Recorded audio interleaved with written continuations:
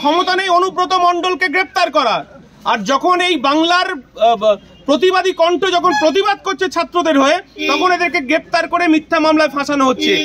আজকে আমরা এদেরকে জেল থেকে বার করে নিয়ে এসেছি এবং এরা আগামী দিনে আমরা হচ্ছে আনিস খানের বংশধর এরা, এবং আনিস খান যে প্রতিবাদের কণ্ঠস্বর এই বাংলা তথা ভারতবর্ষে তুলে ধরেছে, তার উত্তরাধিকার হিসেবে আজকে স্টুডেন্ট ফ্রন্ট যে আন্দোলনের মানে রাস্তায় আছে, পুরো পার্টি ইন্ডিয়ান সেকুলার ফ্রন্ট, আমার দলের চেয়ারম্যান নওশাদ সিদ্দিকী থেকে শুরু করে আমার দলের পৃষ্ঠপোষক এদের সঙ্গে আছে। এবং আগামী দিন আরো আন্দোলন তীব্র হবে।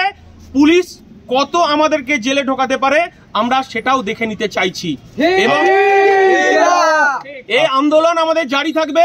কারণ এটুকু জানবেন, 2026 যত এগিয়ে আসবে, পুলিশ তত তৃণমূল কংগ্রেসের ঝান্ডার সঙ্গে একসাথে থেকে এরা কাজ করবে।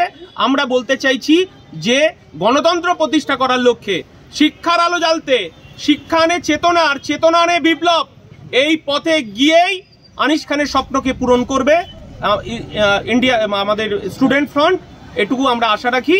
এবং এই আন্দোলন জারি থাকবে। পুলিশ যতই আমাদেরকে চোখ রাঙাক না কেন, পুলিশ যতই আমাদেরকে আটকানোর চেষ্টা করুক না কেন, আমরা কলেজ ক্যাম্পাসে গণতন্ত্র উদ্ধার করবই। আপনার নামটা একটু? বিশ্বজিৎ মাইতি, আইএসএফ এর স্টেট জেনারেল সেক্রেটারি।